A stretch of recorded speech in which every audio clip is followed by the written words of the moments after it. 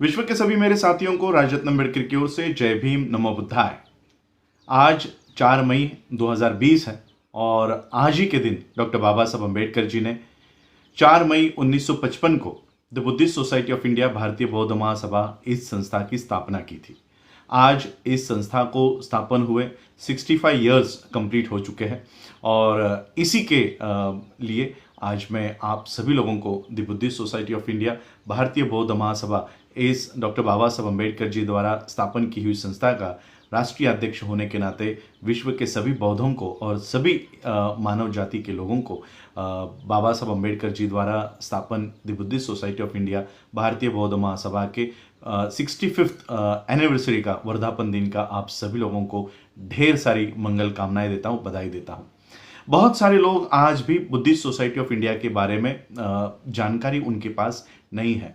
बाबा साहब ने ऐसी कोई संस्था भी बनाई थी, ये तक आज की पीढ़ी को ये पता नहीं है। तो इसलिए आज का ये खास एपिसोड में बना रहा हूँ the Buddhist society of India इसकी जानकारी के बारे में। The Buddhist society of India ये संस्था स्थापन करने के पीछे बाबा साहब की एक बहुत बड़ी मंशा थी और बाबा साहब की एक बहुत बड़ी ऑब्जेक्टिव पॉलिसी थी कि भारत में किस तरह से बौद्ध धर्म एस्टैब्लिश किया जाए और एक अच्छी व्यवस्था भारत में कैसे बनाई जाए। बाबा साहब अम्बेडकर जी 4 दिसंबर 1954 को बर्मा रंगून में बाबा साहब अम्बेडकर जी ने एक भाषण दिया है। उस भाषण का शीर्षक है Buddha needs no passport no visa और उस भाषण को Buddhist movement in India a blueprint इस नाम से जाना जाता है। बाबा साहब अम्बेडकर जी ने ये ब्लू प्रिंट इंडिया में नहीं, इंडिया के बाहर बर्मा में वर्ल्ड फेलोशिप ऑफ बुद्धिस्ट के दूसरे कॉन्फ्रेंस में बाबा साहब अम्बेडकर जी ने ये बात वहां पर रखी। तीसरे कॉन्फ्रेंस में बाबा साहब अम्बेडकर जी ने ये बात वर्ल्ड फेलोशिप ऑफ बुद्धिस्ट के प्लेटफॉर्म पे रखी, जहां पर 54 या 60 देशों के राष्ट्रपति, प्रधानमंत्री और बड़े बड़े ओहदे के लोग वहां पर मौजूद थे और उनके सामने बाबा साहब ने भारत में बौद्ध धर्म को कैसे पुनर्जीवित किया जा सकता है, इसकी सारी कल्पना और संकल्पना बाबा साहब अम्बेडकर जी ने वहां पर रखी। बाबा साहब जब भारत में आए 1954 के दिसंबर महीने में जब भारत में आए, तब बाबा साहब अम्बेडकर जी ने भारत में बौद्धों का एक प्लेटफॉर्म होना चाहिए, एक संस्था बौद्धों के पास होनी चाहिए, भारत के बौद्धों के पास होनी चाहिए। इसलिए बाबा साहब ने the Buddhist society of India इस नाम से एक संस्था का पंजीकरण करने का कामकाज शुरू किया। बाबा साहब ने दिसंबर महीने से ये कामकाज शुरू किया और बाबा साहब को आज ही के दिन यानी 4 मई 1955 को the Buddhist society of India इस संस्था का पंजीकरण प्राप्त हुआ। बाबा साहब अम्बेडकर जी की ये संस्था रजिस्टर्ड हुई और बाबा साहब अम्बेडकर जी का ओरिजिनल कॉन्स्टिट्यूशन मेरे पास है, जो मैंने हाई कोर्ट से मंगाया है। जो high court Bombay high court का ये स्टैंप लगा हुआ है, तो बॉम्बे हाई कोर्ट की ये ओरिजिनल कॉपी मेरे पास the Buddhist society of India के कॉन्स्टिट्यूशन की है। मैं इस कॉन्स्टिट्यूशन की यानी इस संस्था को बनाने के पीछे बाबा साहब अम्बेडकर जी की क्या धारणा थी, क्या काम करना चाहते थे, बाबा साहब अम्बेडकर जी के ऑब्जेक्टिव्स मैं बताना चाहता हूं। पहला ऑब्जेक्टिव बाबा साहब लिखते हैं, to promote the spread of Buddhism in India. Bharat में बौद्ध धर्म का प्रचार करे, ये संस्था का प्रमुख और मुख्य उद्देश्य होगा। दूसरा उद्देश्य होगा to establish temples for Buddhist worship, बौद्ध धर्म के वंदनाओं के लिए बौद्ध विहारों की स्थापना करे। तीसरा ऑब्जेक्टिव बाबा साहब ने रखा, to establish schools and colleges for religious and scientific subjects, वैज्ञानिक और धार्मिक विषयों का अध्ययन करने के लिए स्कूल और कॉलेजेस ये बनाए जाए। चौथा बाबा साहब अम्बेडकर जी का ऑब्जेक्टिव था to establish orphanages, hospitals and relief centres, कि बुद्धिस्ट सोसाइटी ऑफ इंडिया के खुद के अस्पताल हो, रिलीफ सेंटर सहायता केंद्र हो और अनाथालय हो। इस तरह का पॉलिसी बाबा साहब ने 1955 को बनाई है, जो आज 2020 में भी हमारे पास हमारा एक छोटा सा क्लिनिक नहीं है, हमारी सहायता केंद्र नहीं है और अनाथालय भी नहीं है। तो बाबा साहब ने 1955 में कहा था कि संस्था की और बौद्धों की खुद के अस्पताल होंगे। बाबा साहब ने 5वां पॉइंट रखा, to establish Buddhist seminaries for the preparation of workers for the spread of Buddhism. Baba Saheb इसी पॉइंट में 3 बातें कह रहे हैं। पहली बात कि बौद्धों की सेमिनरी हो, और वो किस लिए हो, टू प्रिपरेशन ऑफ वर्कर, कर्मचारी, वर्कर को कर्मचारी कहा जाता है, इस तरह के कर्मचारी बनाए जाए। क्यों? तो बुद्धिज्म का प्रचार और प्रसार करने के लिए। तो इस तरह के कार्यकर्ताओं का निर्माण करे जो बौद्ध धर्म का प्रचार और प्रसार करे। उसके लिए बुद्धिस्ट सेमिनरी की जरूरत है, एक बुद्धिस्ट स्कूल जहां पर बौद्धों को प्रचार और प्रसार करने का सारा ज्ञान दिया जाए। छठा जो ऑब्जेक्टिव बाबा साहब का है, to promote comparative study of all religions. सभी धर्मों का तुलनात्मक अभ्यास भारत के लोगों को होना चाहिए। और सातवां है, to undertake publication of Buddhist literature and to issue leaflets and pamphlets to for giving a true understanding of Buddhist religion to common man. आम आदमी तक बौद्ध धर्म की जानकारी प्रसारित करने हेतु छोटी छोटी किताबें, छोटी छोटी लिफलेट्स, पैम्पलेट्स, इस तरह के बौद्ध साहित्यों का पब्लिकेशन करना। आज हमारे पास खुद का पब्लिकेशन हाउस नहीं है। आज जब हम लोग बाबा साहब की जयंती आती है तब हमारे पास अनेक किताबें मिलती है, बाबा साहब के राजनीतिक विचार, बाबा साहब के धार्मिक विचार, बाबा साहब के सामाजिक विचार, और लेखक होता है देशपांडे, तिवारी, त्रिपाठी। इस तरह के लेखकों के माध्यम से हमको बाबा साहब के राजनीतिक विचार बताए जा रहे हैं। आज आरएसएस के लोग द प्रिंट के माध्यम से और पता नहीं किस किस चैनल के माध्यम से जो हम लोगों को लग रहे थे कि हमारे हैं, ये इस तरह से अब वो प्रचार कर रहे कि बाबा साहब तो आरएसएस के विचार के थे। तो आज हमारे पास हमारा पब्लिकेशन हाउस नहीं है, हमारे पास हमारी किताबें हम खुद पब्लिश करें, ऐसे रियल बुद्धिस्टों के और रियल अम्बेडकराइट लोगों के पास ये सारा साहित्य नहीं है। आठवां पॉइंट जो है, to create a new order of priest if it becomes necessary to do so. अगर ये करना आवश्यक है, एक तो नए भिक्षुओं की श्रृंखला तैयार करो जो इन सारे शिक्षाओं को पार करके एक नए तरीके से एक नया भिक्षु तैयार करे और जो बौद्ध धर्म का प्रचार और प्रसार करने का काम करे। नौवां पॉइंट बाबा साहब लिखता है, टू एस्टैब्लिश प्रेस और presses for carrying on the purpose of publication. जो प्रकाशन हम करना चाहते हैं तो वो किसी ब्राह्मणों के प्रेस से, छापखानाओं से हम लोगों को नहीं करनी है, वो छापखाने भी हमारे पास होने चाहिए। तो इस तरह का नियोजन बाबा साहब ने किया था। और 10वां पॉइंट है कि भारत के बौद्धों के सभा और सम्मेलन लेकर उनको एक सामान्य कृति करने के लिए तैयार करना। ये 10 ऑब्जेक्टिव्स को लेकर, उद्देश्यों को लेकर बाबा साहब अम्बेडकर जी ने बुद्धिस्ट सोसाइटी ऑफ इंडिया, भारतीय बौद्ध महासभा, ये संस्था बाबा साहब अम्बेडकर जी ने निर्माण की। और आज ही के दिन 4 मई 1955 को बाबा साहब को इस संस्था का पंजीकरण प्राप्त हुआ। इस संस्था के 2 नियम बाबा साहब ने रखे। संस्था का सदस्य अगर होना है तो बौद्ध धर्म की दीक्षा लेनी होगी। अगर आप बौद्ध हो तो बुद्धिस्ट सोसाइटी ऑफ इंडिया के सदस्य हो सकते हैं। लेकिन मैं और एक इसमें ऐड करना चाहता हूं, क्योंकि बहुत सारे मुस्लिम्स भी मुझे सुनते हैं, सिख भी मुझे सुनते हैं। बाबा साहब ने और एक मेंबरशिप रखी कि जिसको बौद्ध धर्म की दीक्षा नहीं लेनी है वो एसोसिएट मेंबर हो सकता है। तो इस तरह से बाबा साहब ने कहीं पर भी डिस्क्रिमिनेशन नहीं किया कि ये संस्था सिर्फ बौद्धों की होगी। बौद्धों के अलावा मुस्लिम्स भी इसके सदस्य बन सकते हैं, सिख भी इसके सदस्य बन सकते हैं, क्रिश्चियन हो सकते हैं, सभी लोग इसके सदस्य हो सकते हैं। लेकिन एक कंडीशन रखी है, बाबा साहब ने एक कंडीशन रखी है, who is not hostile to Buddhist religion, जो बौद्ध धर्म के लिए घातक नहीं हो, जो बौद्ध धर्म का विरोधक नहीं हो। और बाबा साहब ने यह क्लियर किया है कि बौद्ध धर्म का विरोधक कौन है। बाबा साहब का एक स्टेटमेंट है, बाबा साहब कहते हैं, history of India is nothing but battle between Buddhism and Brahmanism. यानी बौद्ध धर्म का कोई विरोधक है तो वो ब्राह्मण है। इसलिए इस संस्था का मैं अभी आप लोगों को क्लियर कर देता हूं, इस संस्था का सदस्य मुसलमान हो सकता है, इस संस्था का सदस्य क्रिश्चियन हो सकता है, जैन हो सकता है, पारसी हो सकता है, कोई भी धार्मिक अल्पसंख्यक इस संस्था का सदस्य हो सकता है। केवल इस संस्था का ब्राह्मण कभी भी इस संस्था का सदस्य नहीं हो सकता, क्योंकि बाबा साहब ने यह क्लियर कर दिया है कि जो बौद्ध धर्म को घातक है वो इस संस्था का सदस्य नहीं हो सकता। और दूसरी कंडीशन बाबा साहब ने रखी कि इसकी वार्षिक सभासद शुल्क भरना होगा। और वो कितनी बाबा साहब ले रहे हैं? 1 रुपया। 1 रुपया आपको इस संस्था को देना होगा, क्योंकि बाबा साहब ने अंतिम समय तक उनकी मूवमेंट अगर चलाई है तो समाज के पैसों पे चलाई है। और यह संस्था भी बाबा साहब समाज के पैसों पे ही चलाना चाहते थे। और 1 रुपया प्रत्येक बौद्धों से और जो नॉन बुद्धिस्ट है उनसे चाह रहे थे कि इस संस्था को सहायता करने के लिए 1-1 रुपया दिया करे। तो इस तरह की संस्था बाबा साहब ने बनाई।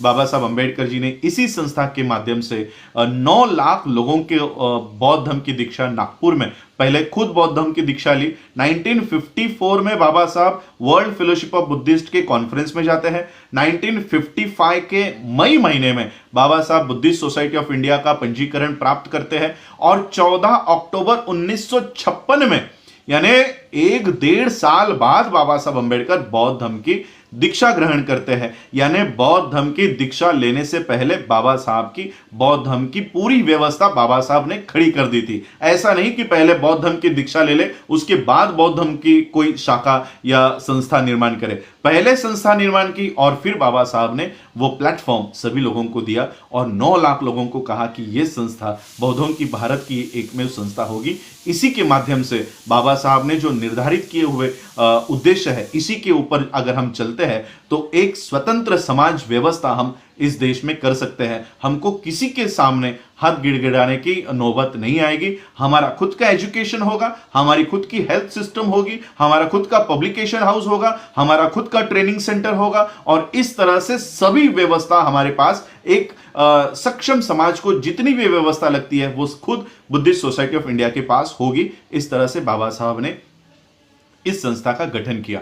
बाबा साहब ने 14 अक्टूबर 1956 को 1956 को 9 लाख लोगों के साथ बौद्ध धर्म की दीक्षा ग्रहण की। दूसरे ही दिन चंद्रपुर में दूसरे दिन बाबा साहब का स्पीच हुआ और 16 अक्टूबर 1956 को बाबा साहब की चंद्रपुर में 2 लाख लोगों के साथ दीक्षा हुई और आने वाले समय में कलकत्ता, दिल्ली, बंगाल, वेस्ट बंगाल, इस तरह से अलग अलग राज्यों में बाबा साहब की यह बौद्ध धर्म की दीक्षाओं का कार्यक्रम निर्धारित हो चुका था। बाबा साहब अंबेडकर जी का 15 दिसंबर 1956 का मुंबई का कार्यक्रम, इसकी सारी तैयारी हो चुकी थी और इसकी जानकारी ऐसी है कि उस कार्यक्रम को 15 दिसंबर 1956 में होने वाला यह कार्यक्रम मुंबई के रेस कोर्स मैदान पर होने वाला था और इसकी जानकारी ऐसी प्राप्त है, गोडबोले वामनराव गोडबोले इनकी किताब में ये जानकारी प्राप्त है। उन्होंने लिखा था कि मुंबई में जितने भी कपड़ों के कारखाने थे, दुकानें नहीं कारखाने, कारखानों में से भी शुभ्र वस्त्र जो है, शुभ्र वस्त्र ये कंपलसरी हुआ करता था कि बौद्ध धर्म की दीक्षा लेनी है तो शुभ्र वस्त्र पहन के आया करे। तो 15 दिसंबर के कार्यक्रम में उपस्थित रहने के लिए पूरे मुंबई के कपड़ों के जो कारखाने थे उसमें भी शुभ्र वस्त्र बिकने के लिए अवेलेबल नहीं था। इतने बड़े पैमाने पर 15 दिसंबर के कार्यक्रम के लिए लोग बाबा साहब के दीक्षा के कार्यक्रम में उपस्थित होने वाले थे, लेकिन 6 दिसंबर 1956 को ही बाबा साहब का महापरिनिर्वाण हो गया और 15 दिसंबर 1956 का ये कार्यक्रम हो ही नहीं पाया। कलकत्ता, वेस्ट बंगाल, दिल्ली, इस तरह के राज्यों में जो बाबा साहब अंबेडकर बौद्ध धर्म के दीक्षाओं के कार्यक्रम लेने वाले थे वो ठप हो गए और इसके बाद the Buddhist society of India, भारतीय बौद्ध महासभा, इस संस्था को जैसे ये संस्था काल के पर्दे के पीछे चली गई, इस तरह से बुद्धिस्ट सोसाइटी ऑफ इंडिया 1956 में यानी 1955 में बाबा साहब ने इस संस्था को बनाया और 1956 से ही इस संस्था को खत्म करने का काम शुरू हो चुका और इस संस्था को डाइवर्ट करने का काम, कोर्ट में अटकाने का काम ये शुरू हो गया। 1956 के बाद बाबा साहब अंबेडकर जी के महापरिनिर्वाण के बाद उनके बेटे यशवंतराव भैया साहब अंबेडकर ये इस संस्था के चेयरमैन बने, अध्यक्ष बने। उनके कार्यकाल में संस्था काम कर रही थी। बुद्धिस्ट सोसाइटी ऑफ इंडिया को विरोधकों के माध्यम से बचाने का काम आदरणीय भैया साहब अंबेडकर जी कर रहे थे और उन्होंने डटकर इस संस्था को जिंदा रखा। बहुत सारे लोग इस संस्था को खत्म करना चाहते थे क्योंकि ब्राह्मणी व्यवस्था नहीं चाहती थी कि बाबा साहब के उद्देश्यों के ऊपर काम हो। अगर इन उद्देश्यों के ऊपर काम होता है तो बहुत एक सक्षम समाज तैयार हो जाएगा। वो कभी ब्राह्मणों के दरवाजे पे खड़ा नहीं मिलेगा और कभी कांग्रेस जैसे पार्टियों के सामने और अभी के बीजेपी की जैसे पार्टियों के सामने हमारे बौद्ध वहां पर जाके तलवे नहीं चाटेंगे। इसलिए बुद्धिस्ट सोसाइटी ऑफ इंडिया को खत्म करने का नियोजन शुरू हुआ, लेकिन उनके बेटे यशवंतराव अंबेडकर इन्होंने डटकर सामना किया। उनकी भी डेथ 1977 में हो गई और उनके डेथ के बाद आदरणीय मीराताई अंबेडकर जी इन्होंने संस्था के अध्यक्ष पद पर दावा किया, लेकिन परिणाम यह हुआ कि संस्था के पद पर दावा करने के बाद बाबा साहब अंबेडकर जी की जो मूल कॉन्स्टिट्यूशन था उसमें चेयरमैन कौन होगा इसके बारे में लिखित स्वरूप में कोई निर्देश नहीं थे। इसलिए चैरिटी कमिश्नर ने ये जजमेंट दी, ये मेरे पास जजमेंट है उसके, चैरिटी कमिश्नर ने जजमेंट दी कि संस्था के संविधान में नई तरीके से जो अध्यक्ष है उसके चुनने के कोई प्रावधान नहीं है, और इसलिए हम आपसे विनती करते हैं कि वो प्रावधान आप करें, और प्रावधान करने के बाद उस तरह की समिति, उस तरह का कॉम्प्रिहेंसिव स्कीम हम लोगों को तैयार करके दे। ये चैरिटी कमिश्नर की ऑर्डर है, जहां पर मीराताई अंबेडकर जी, आदरणीय मीराताई अंबेडकर जी का चेयरमैनशिप का दावा नकार दिया गया था। मैं पढ़ के सुनाना चाहता हूँ, एक दो ही लाइन में पढ़ के सुनाना चाहता हूँ। 14 अक्टूबर 1977 की जजमेंट है। ये जजमेंट में चैरिटी कमिश्नर कहता है, there is no provision in the constitution to fill in the vacancy of the president. The constitution is silent on this point, so also it is not exhaustive to proper management of the society. The change report is thus not legal and valid, hence it is rejected. The parties are advised to approach the Charity Commissioner for getting a comprehensive scheme framed under Section 50 of the Bombay Public Trust Act. So far as the name of Shri Y.B. Ambedkar, yani Yashwantrao Bhimrao Ambedkar is concerned, it may be deleted from public trust entry as he is expired. तो charity commissioner ने मीराताई अंबेडकर जी को ये order दी कि आप जो comprehensive scheme है, ये charity commissioner को मिलके वो कॉम्प्रिहेंसिव स्कीम बनाए। लेकिन हुआ क्या, ये 1977 की ऑर्डर है। 5 साल तक इस ऑर्डर के ऊपर किसी ने काम नहीं किया, किसी ने इस ऑर्डर की तरफ देखा नहीं, और परिणाम ये हुआ कि 1981 में 70 अक्टूबर का 77, 78, 79, 80, 81 जुलाई महीने में 24 जुलाई 1981 को भैया साहब अंबेडकर जी यानी यशवंतराव भीमराव अंबेडकर जी के जो सहकारी हुआ करते थे, एस.वी. रामटेके और बाकी के लोग, इनको पता था कि चैरिटी कमिश्नर ने किस तरह का जजमेंट दिया हुआ है, तो अगर हम इसके ऊपर काम नहीं करते हैं तो संस्था धीरे धीरे खत्म हो जाएगी। यानी एक तरफ संस्था को समाज से खत्म करने के लिए कुछ लोग काम कर रहे थे, और दूसरी तरफ the Buddhist society of India, इसका पंजीकरण ही रद्द हो, इसलिए सरकार के माध्यम से भी काम चल रहा था। तो इन लोगों ने, जो बाबा साहब अंबेडकर जी के सहकारी थे, इन लोगों ने देखा कि संस्था का पंजीकरण रद्द हो सकता है अगर हम चैरिटी कमिश्नर के इस ऑर्डर के ऊपर फॉलो नहीं करते हैं। तो वो बाकी की जो प्रक्रिया उस समय हुई, वहाँ पर तो मैं जिंदा नहीं था, मैं पैदा नहीं हुआ था, लेकिन एस.वी. रामटेके और इन लोगों के बीच क्या वार्तालाप हुई पता नहीं, लेकिन एस.वी. रामटेके और बाकी के लोगों ने चैरिटी कमिश्नर को अप्लाई किया कि जो चैरिटी कॉम्प्रिहेंसिव स्कीम आप हमको बनाकर देने के लिए कह रहे हैं, ये हमको इसके बारे में जानकारी नहीं है, ज्ञान नहीं है, ये कॉम्प्रिहेंसिव स्कीम आप ही बनाकर दो। और ये सारे नाम उन्होंने सबमिट किए, और बहुत सारे नाम सबमिट किए। चैरिटी कमिश्नर ने 24 जुलाई 1981 को ये स्कीम बनाकर तैयार करके दी। ये भी हाईकोर्ट की सर्टिफाई कॉपी है, हाईकोर्ट की सर्टिफाई कॉपी है, ये स्कीम है। ये स्कीम उन्होंने 24 जुलाई 1981 को दी, और इस स्कीम के तहत जो पुराने ट्रस्टीज थे, जो बाबा साहब अंबेडकर जी के नियुक्त किए हुए थे, वो सारे बूढ़े हो चुके थे। कोई जयपुर में रहता था, कोई मध्य प्रदेश में रहता था, अलग अलग प्रांतों में, राज्यों में रहा करते थे।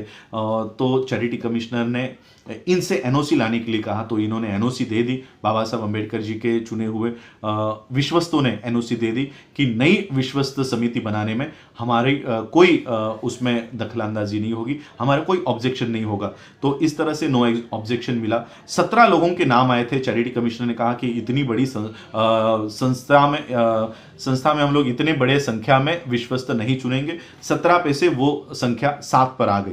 ये 7 भी नहीं थी, ये 11 थी। 11 में से 4 लोग मर चुके थे, इसलिए वो 7 हो गई। तो 7 में जो नाम थे, पहला नाम था शंकरन शास्त्री, ये भी बाबा साहब अंबेडकर जी के सहकारी हुआ करते थे। पीजी ज्योतिकर ये भैया साहब अंबेडकर जी के सहकारी हुआ करते थे। एस.वी. रामटेके, कोंडाजी, टी आहिरे, के सोगत, अशोक अंबेडकर और डी.डी. बाविस्कर, इन 7 लोगों को मिलकर ये बुद्धिस्ट सोसाइटी ऑफ इंडिया की ये कमिटी, विश्वस्तों की कमिटी, ये निर्धारित कर दी गई। मीराताई अंबेडकर जी ने, जिन्होंने 1977 में ये दावा किया था कि मैं इस संस्था की अध्यक्षा मुझे चुन लिया जाए, तो उनको लगा कि उनका नाम इसमें नहीं है और उनको क्यों इस संस्था में नहीं लिया है, तो उन्होंने इस ऑर्डर के खिलाफ सिटी सिविल कोर्ट में केस दायर किया, पिटीशन दायर किया, और सिटी सिविल कोर्ट ने चैरिटी कमिश्नर की इस ऑर्डर को रद्द किया। चैरिटी कमिश्नर के इस ऑर्डर को रद्द करने के बाद संस्था ने 1982 में अशोक मुकुंदराव अंबेडकर, बाबा साहब अंबेडकर जी के नेफ्यू मुकुंदराव अंबेडकर जी के बेटे अशोक मुकुंदराव अंबेडकर, इनको सभी विश्वस्तों ने मिलकर चेयरमैन इस पद पर लिया। और अशोक अंबेडकर जी ने सिटी सिविल कोर्ट ने जो ऑर्डर दिया था, उस ऑर्डर के खिलाफ अशोक अंबेडकर इन्होंने सिटी सिविल हाई कोर्ट में अपील दायर की कि चैरिटी कमिश्नर ने जो स्कीम दी है वो ठीक है, इसमें कोई गलत बात नहीं है। और फिर ये केस यानी 1977 से लेकर 2013 तक, मेरा जन्म ही 1982 में हुआ है, यानी मेरे जन्म से पहले 1977 से इस संस्था को विवादित रखा गया। छोटे न्यायालय से लेकर सुप्रीम कोर्ट तक ये प्रकरण गया। सिटी सिविल कोर्ट के बाद हाई कोर्ट के बाद सुप्रीम कोर्ट, ऐसे 2015 तक इस केस का सारा केस, इस संस्था का केस चलता रहा। और 2013 में 21 जून 2013 को हाई कोर्ट ने माना कि सिटी सिविल कोर्ट ने जो जजमेंट दी है कि ये नया विश्वस्त मंडल जो बनाया था ये गैर कानूनी है, वो गलत है। और हाई कोर्ट ने माना कि चैरिटी कमिश्नर ने जो काम किया है वो सही है। सिटी सिविल कोर्ट को इसमें कोई दखल अंदाजी देने का काम नहीं था और उनको नहीं पता चल रहा कि सिटी सिविल कोर्ट के जज ने ऐसी जजमेंट क्यों दी है। इन द मीन टाइम ये जो सब प्रकरण चल रहा था, तो मैं अब उनका नाम नहीं लेना चाहता क्योंकि ये मेरे धम्म के खिलाफ होगा। कुछ लोगों ने, परिवार के ही कुछ लोगों ने भारतीय बौद्ध महासभा नाम से एक दूसरी संस्था खड़ी करने की कोशिश की और उन्होंने इस तरह का रजिस्ट्रेशन भी प्राप्त कर लिया। जब अशोक मुकुंदराव अंबेडकर संस्था के अध्यक्ष इनको पता चला कि बुद्धिस्ट सोसाइटी ऑफ इंडिया को मराठी में अनुवाद करके एक संस्था बनाई गई है, गठित कर दी गई है और उसका पंजीकरण भी प्राप्त किया है, तो अशोक मुकुंदराव अंबेडकर संस्था के अध्यक्ष होने के नाते उन्होंने चैरिटी कमिश्नर में केस दायर की कि already the Buddhist society of India Baba Saheb Ambedkar जी द्वारा स्थापन की हुई संस्था है और उस 1955 से ही इस संस्था को भारतीय बौद्ध महासभा के नाम से जाना जाता है। और इस तरह से अगर कोई दूसरी संस्था रजिस्टर्ड करता है तो ये बुद्धिस्ट सोसाइटी ऑफ इंडिया के लिए बहुत घातक होगा। बुद्धिस्ट लोगों को ये संभ्रम होगा कि बुद्धिस्ट सोसाइटी ऑफ इंडिया ये बाबा साहब की संस्था नहीं है, भारतीय बौद्ध महासभा ये बाबा साहब की संस्था है और बाबा साहब की मूल संस्था इससे खत्म हो जाएगी। तो चैरिटी कमिश्नर ने सारी इंक्वायरी की।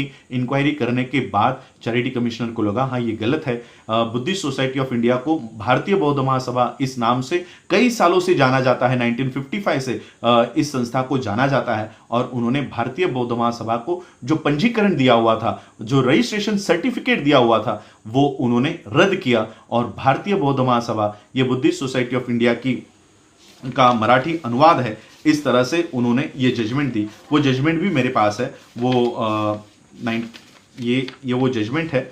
ये जजमेंट कौन से तारीख को दी थी मैं आप लोगों को उसका डेट बताता हूँ। ये जजमेंट हुई थी 2 मार्च 1987 को ये जजमेंट हुई थी। इस जजमेंट का मैं जो ऑर्डर है वो पढ़ के सुनाना चाहता हूं। The application exhibit 1 for registration of Bharatiya Bauddha Mahasabha is dismissed with orders to cost. ये पहला ऑर्डर दिया कि भारतीय बौद्ध महासभा का रजिस्ट्रेशन ये डिसमिस किया जाता है, किसी तरह से इसको नया पंजीकरण नहीं मिलेगा। और दूसरा ऑर्डर दिया था registration certificate in original under societies registration act 1860 produced by the applicant along with the list should not be return to the applicant. जो ओरिजिनल सर्टिफिकेट रजिस्ट्रेशन सर्टिफिकेट दिया गया था एप्लीकेंट्स को, एप्लीकेंट्स का नाम मैं नहीं बताना चाहता हूं। मैं चाहता हूं कि जो लोग कानूनी क्षेत्र में हैं इस जजमेंट को खुद से पढ़े, क्योंकि इससे मेरे ही कुछ लोगों की बदनामी होती है। तो मैं वो नाम नहीं बताना चाहता कि किन लोगों ने भारतीय बौद्ध महासभा को रजिस्टर करवाया था। और फिर चैरिटी कमिश्नर ने ये जजमेंट दी और उन्होंने कहा कि भारतीय बौद्ध महासभा का मूल रजिस्ट्रेशन सर्टिफिकेट, पंजीकरण प्रमाण पत्र जो है उसको जब्त किया जाए। तो आज भारतीय बौद्ध महासभा नाम की कोई संस्था रजिस्टर्ड नहीं है। भारतीय बौद्ध महासभा ये बुद्धिस्ट सोसाइटी ऑफ इंडिया का ही मराठी हिंदी अनुवाद है। इस तरह की कोई रजिस्टर्ड संस्था नहीं है। ये एक क्योंकि बाबा साहब ने इंग्लिश में संस्थान निर्माण की थी, आज भी हमारे लोगों को the Buddhist society of India ये नाम का उच्चार करना उनको नहीं आता। मैं देख रहा हूं पढ़े लिखे लोग कभी इसको बुद्धिस्ट इंडिया सोसाइटी कहते हैं, इंडियन बुद्धिस्ट सोसाइटी कहते हैं, इसका नाम ठीक से नहीं लेते। इसलिए बाबा साहब ने हमारे लोगों को जो अनपढ़ थे उनको ये समझ में आया, इसलिए भारतीय बौद्ध महासभा इस नाम का प्रयोग बाबा साहब किया करते थे। ये एक ही संस्था है जिसके दो नाम है, एक इंग्लिश में और दूसरा मराठी में, तो हिंदी में। तो इस तरह की ये संस्था रही। 2013 को जब ये जजमेंट हुआ तो जो मैंने नाम लिए थे 7 नाम, उसमें से 2 ही लोग जिंदा थे, अशोक अंबेडकर और पीजी ज्योतिकर। पीजी ज्योतिकर, मैं ये पूरी बयान दे रहा हूं और पूरे सबूत मेरे पास है, मैं ये दिखाना भी चाहूंगा आपको, वरना ऐसे नहीं लगे कि कोई मैं किसी की बदनामी कर रहा हूं। ये विश्व हिंदू समाचार नाम का मैगजीन है। इस मैगजीन में पीजी ज्योतिकर, इनका ये जो है, ये ब्रैकेट में दिख रहे हैं आपको, ये है पीजी ज्योतिकर और इनका ये लेख है। और लेख में वो कह रहे हैं कि वो जो है ये गुजरात के विश्व हिंदू परिषद के उपाध्यक्ष के तौर पे काम करते हैं। ये मैं नहीं कह रहा हूं कि पीजी ज्योतिकर विश्व हिंदू परिषद के सदस्य, ये खुद कह रहे हैं, ये खुद उन्होंने यहां पर लिखा। और एक टाइम्स ऑफ इंडिया की एक खबर है, टाइम्स ऑफ इंडिया में भी उन्होंने उनका जो उल्लेख किया जाता है वो विश्व हिंदू परिषद के टॉप मोस्ट लीडर के नाम से उनका ये जिक्र किया जाता है। जब इनकी एंट्री हुई तब शायद ये विश्व हिंदू परिषद में काम नहीं किया करते होंगे, लेकिन उसके बाद पता नहीं, ये 40 साल गुजरे, 40 साल में आदमी कहां से कहां बदल जाता है पता नहीं चलता। तो पीजी ज्योतिकर ये विश्व हिंदू परिषद के साथ जुड़कर काम करना उन्होंने शुरू कर दिया था। जब संस्था का ये निकाल आया 21 जून 2013 को, तो अशोक अंबेडकर और पीजी ज्योतिकर, यह दो ही लोग जिंदा थे। एक विश्व हिंदू परिषद से जुड़ा हुआ था और अशोक अंबेडकर जी के खिलाफ बहुत सारे परिवार के लोग ही थे, क्योंकि उनके अधिकार चले गए थे। तो अशोक अंबेडकर जी अकेले लड़ रहे थे। मैं 2010 से बुद्धिस्ट सोसाइटी ऑफ इंडिया की ये सारी केसेस हैंडल किया करता था। कोर्ट में जाना, बयान क्या देना है, किस तरह से पिटिशंस बनाई जाएंगी, कहां पर सिग्नेचर करनी है, ये सारा मैं देखा करता था। तो हम लोगों को लगा कि पीजी ज्योतिकर, अब जब केस खत्म हुई है और 5 लोग जिंदा नहीं है, तो ये अपना चेंज रिपोर्ट डालेंगे और 5 लोग विश्व हिंदू परिषद के लोग इसमें घुसना चाहते थे। आज जो आरपीआई बीजेपी के साथ काम कर रही है, उसके अध्यक्ष खुद इसमें इंटरफेयर कर रहे थे और आज भी वो नेशनल एडवाइजर के तौर पे काम कर रहे हैं। जो हिंदुओं के देवी देवता के पास जाते हैं, बीजेपी के तलवे चाटते हैं, राज्यसभा पर है, वो बुद्धिस्ट सोसाइटी ऑफ इंडिया के पीजी ज्योतिकर द्वारा नियुक्त किए गए राष्ट्रीय सलाहकार है, जिनको खुद सलाह की जरूरत है, वो बाबा साहब के इस संस्था को सलाह देने का काम कर रहे हैं। और इसलिए ये सारी जानकारी मैं आप लोगों को देना चाह रहा था कि 2013 में जब हम लोगों को पता चला कि किस तरह से बुद्धिस्ट सोसाइटी ऑफ इंडिया को आरएसएस जो है, विश्व हिंदू परिषद है, किस तरह से इसके ऊपर नियंत्रण लाना चाहती है। अपने 5 लोग विश्वस्त, क्योंकि इस संस्था में विश्वस्त की संख्या 7 है, तो 5 लोगों की जरूरत थी। और पीजी ज्योतिकर, इनका कहना था कि वो 5 सारे के सारे लोग ये विश्व हिंदू परिषद से जुड़े हुए लोग होंगे और हम लोग डट कर इसका सामना कर रहे थे। तो हम लोगों ने चैरिटी कमिश्नर में जाके 2013 में ही हम लोगों ने ये रिपोर्ट दायर की। मेरे पास ये सारी फाइल्स मैं आज लेकर बैठा हूँ। 2013 में हम लोगों ने चैरिटी कमिश्नर में ये चेंज रिपोर्ट दायर किया और उन 5 लोगों में, जो 5 लोग हम लोगों को भरने थे, वो 5 लोग हमने भरे। ये चैरिटी कमिश्नर का सिक्का है, मैं कोई आप लोगों को मनगढ़ंत पेपर्स नहीं दिखा रहा। और ये यहाँ पर मेरा नाम है राजरत्न अशोक अंबेडकर। तो यहाँ पर मैं संस्था का विश्वस्त के तौर पर मेरी एंट्री 2013 में हुई। 2013 में खुद अशोक अंबेडकर जिंदा थे। फिर मीराताई अंबेडकर जी ने देखा कि हाईकोर्ट ने उनकी जो पिटीशन है, उनकी जो निर्णय है, उसको रद्द किया है। उनके तो साइड से, पक्ष से जो निर्णय आया था वो रद्द हुआ है और अशोक अंबेडकर जी और ये लोग जीत गए। तो अशोक अंबेडकर जी के खिलाफ आदरणीय मीराताई अंबेडकर जी सुप्रीम कोर्ट में गए और सुप्रीम कोर्ट में उन्होंने ये जजमेंट, ये पिटीशन दायर की कि ये जो हाई कोर्ट का निर्णय है ये गलत है, हमको ये मान्य नहीं है। सुप्रीम कोर्ट ने 2 फरवरी 2015 को और 15 अप्रैल 2015 को 2 बार जजमेंट दी कि हाई कोर्ट की जो जजमेंट है वो सही है और इसी को माना जाए। और 2015 से बुद्धिस्ट सोसाइटी ऑफ इंडिया जो 1977 से city civil court, charity commissioner, high court, supreme court में फंसाई हुई थी, फंसा कर रखी हुई थी ताकि बाबा साहब के इन उद्देश्यों के ऊपर काम ना हो सके, वो 2015 में मुक्त हो गई और हम लोग इस संस्था का काम करना शुरू कर दिए। मैंने देखा कि विश्व हिंदू परिषद के लोग हम लोगों को इस संस्था का काम करने नहीं दे रहे और कई राजनेता जो बीजेपी से जुड़े हुए हैं हम लोगों के खिलाफ ये षड्यंत्र कर रहे हैं। संस्था को कोर्ट में, चैरिटी कमिश्नर में ये बीजेपी के लोग इसमें घुसाए जाने की बहुत प्रक्रिया कर रहे हैं। मैंने खुद 2015 में श्रामणेर दीक्षा ली और श्रामणेर दीक्षा लेकर फिर मैं संस्था का काम करना शुरू कर दिया। 2016 में हमारे पास कोई संगठन नहीं था। 2016 में, 17 में और 2017 में अशोक अंबेडकर जी का 8 दिसंबर 2017 को निधन हो गया और अब संस्था में एक ही ओरिजिनल ट्रस्टी रहे, वो थे पीजी ज्योतिकर। लेकिन अशोक अंबेडकर जी ने उनके जीवन में एक काम कर दिया था कि 2013 में ही उन्होंने 5 ट्रस्टीज को पहले से ही मान्यता दे दी थी, उनकी एंट्री कर दी थी, उनको शामिल कर दिया था और इसलिए पीजी ज्योतिकर अब अकेले ही ट्रस्टी नहीं थे, कुछ रिपोर्टिंग ट्रस्टीज भी थे और इसलिए उसमें मैं भी एक था और इसलिए पीजी ज्योतिकर के हाथ में यह संस्था जाने से बच गई। अगर अशोक अंबेडकर जी ने 2013 में यह चेंज रिपोर्ट नहीं दायर किया होता तो आज पीजी ज्योतिकर विश्व हिंदू परिषद के पास यह संस्था, Buddhist society of India, Baba Saheb Ambedkar जी ने स्थापन की हुई संस्था, यह आज उनके पास चली गई होती और बाकी के सभी लोग बीजेपी से जुड़े हुए जो लोग थे वो इस संस्था में विश्वस्त बन चुके होते और यह संस्था समता के काम करने के बजाय समरसता का काम इस संस्था के माध्यम से हो चुका होता। लेकिन अशोक अंबेडकर जी ने 2013 में ही अपना चेंज रिपोर्ट डाल दिया। अशोक अंबेडकर जी के डेथ के बाद, निधन के बाद चैरिटी कमिश्नर में सभी लोग खुश थे कि अशोक अंबेडकर जी जो हमेशा ऑब्जेक्शन लिया करते थे और पीजी ज्योतिकर, इनका जो चेंज रिपोर्ट था 2015 का और उससे भी पहले के कुछ चेंज रिपोर्ट थे, उसको रोक लगाई रखी थी। अब अशोक अंबेडकर ही जिंदा नहीं है, अब रोकने के लिए कौन है? तो इस तरह का खुशी का माहौल चैरिटी कमिश्नर में था और धन्यवाद है उस जोशी मैडम का जो बीजेपी का काम किया कर रही थी, अंदर बैठकर काम कर रहे थे। तो ये सभी लोग शासन, क्योंकि उस समय महाराष्ट्र में सरकार बीजेपी की थी, कोर्ट आज भी हम लोग देख रहे हैं किस तरह से काम चल रहा है, आरएसएस के जेब में ये कोर्ट्स है। तो ये सभी लोग इस संस्था को, बीजेपी को और आरएसएस को देने के लिए एक पैर पर काम कर रहे थे। लेकिन हुआ ये कि मैंने इंटरवेंशन एप्लीकेशन डाल दी और जैसे कि कोर्ट हमारा है नहीं तो उसी चैरिटी कमिश्नर ने मेरा इंटरवेंशन एप्लीकेशन रद्द कर दिया।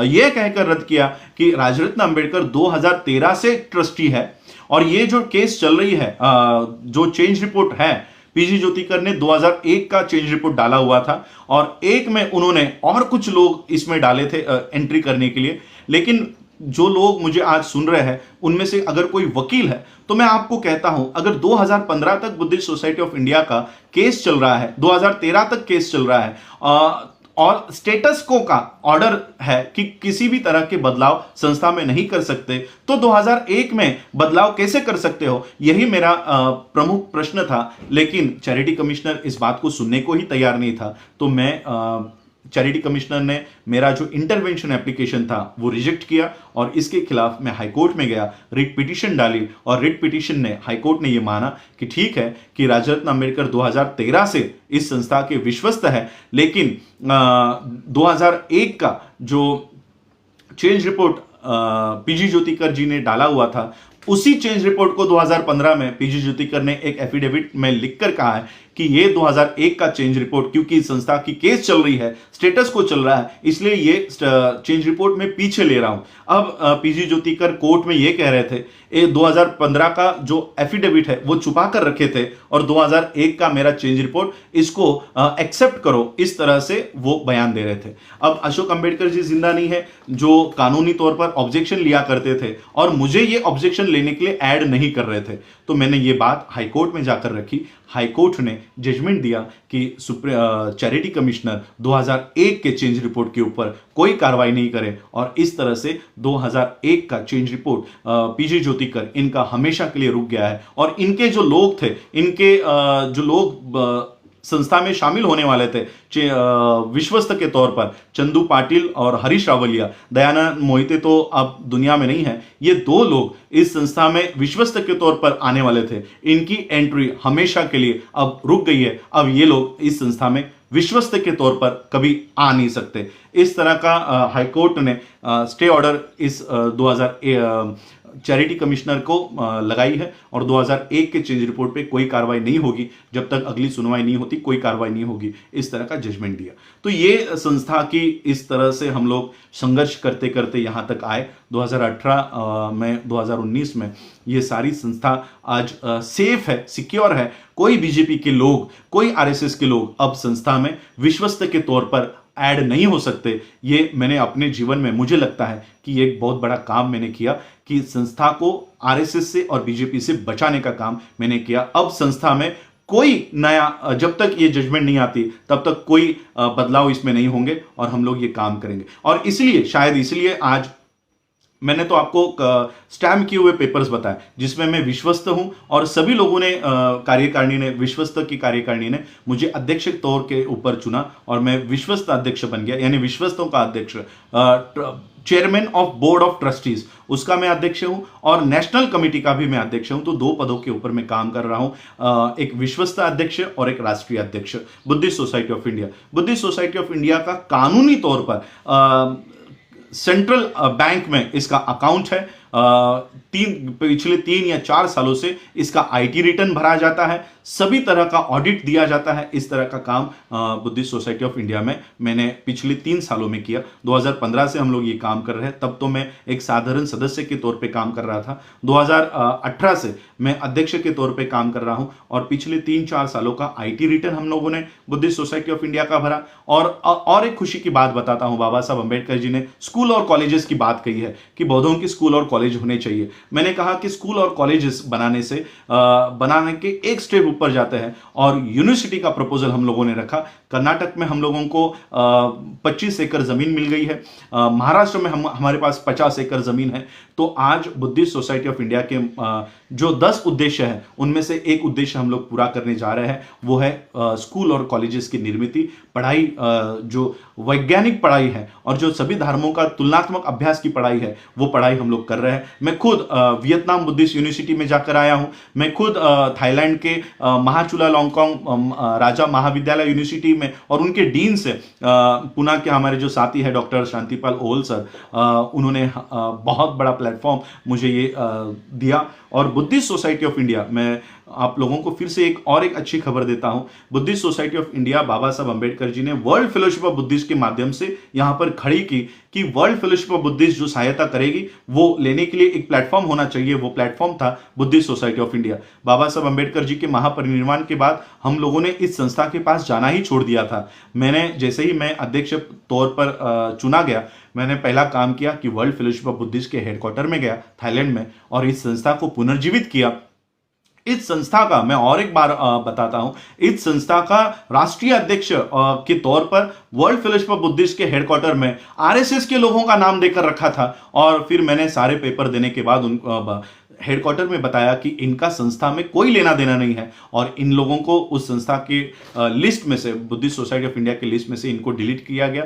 और फिर आज आप लोग वर्ल्ड फेलोशिप ऑफ बुद्धिस्ट के ऑफिशियल वेबसाइट पे जाके इंडियन रिलीजन सेंटर्स में जाकर इंडिया में देख सकते हो कि बुद्धिस्ट सोसाइटी ऑफ इंडिया का नेशनल प्रेसिडेंट और ट्रस्टी के नाम लिस्ट में मेरा नाम वहां पर दर्ज है। और मैंने वर्ल्ड फेलोशिप ऑफ बुद्धिस्ट के दस्तावेज में बुद्धिस्ट सोसाइटी ऑफ इंडिया का नाम फिर से उसको पुनर्जीवित किया। आज WFB हम लोगों को वहां पर बुलाती है, हमेशा अपनी बात रखने का मौका देती है। पिछले 2 साल पहले मैंने अपनी बात वहां रखी और परिणाम यह हुआ कि मुझे वर्ल्ड फेलोशिप ऑफ बुद्धिस्ट के स्टैंडिंग कमेटी के सेक्रेटरी पद पर लिया गया।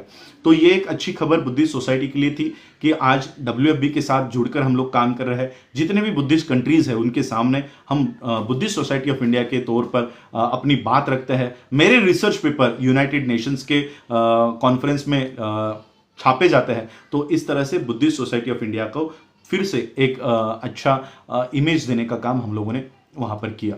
तो अब हम लोग ये काम कर रहे हैं कि यूनिवर्सिटीज़ बनाई जाए, हॉस्पिटल्स बनाए जाए, ये बाबा साहब का और एक इसमें ऑब्जेक्टिव था, उसके ऊपर भी हम लोग काम कर रहे हैं। एक नर्सिंग कॉलेज की हमारी पूरी प्लानिंग हो चुकी है। ये लॉकडाउन की वजह से ये सारा काम रुक गया, तो इस तरह का काम बुद्धिस्ट सोसाइटी ऑफ इंडिया का हम लोग कर रहे हैं।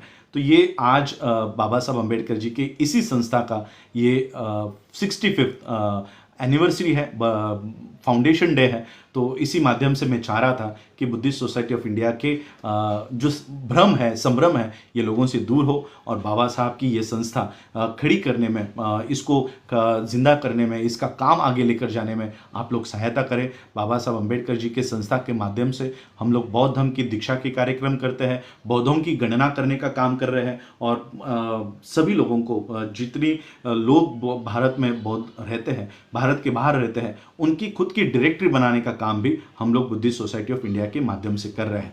बुद्धिस्ट सोसाइटी ऑफ इंडिया की वेबसाइट हम लोग ऑफिशियल वेबसाइट है www.tbsoi.org.in। The Buddhist society of India के पहले अक्षर the Buddhist society of India tbsoi.org.in, ये बुद्धिस्ट सोसाइटी ऑफ इंडिया की ऑफिशियल वेबसाइट हमारी तैयार है। बौद्ध धर्म के दीक्षा के प्रमाण पत्र यहाँ पर दिए जाते हैं।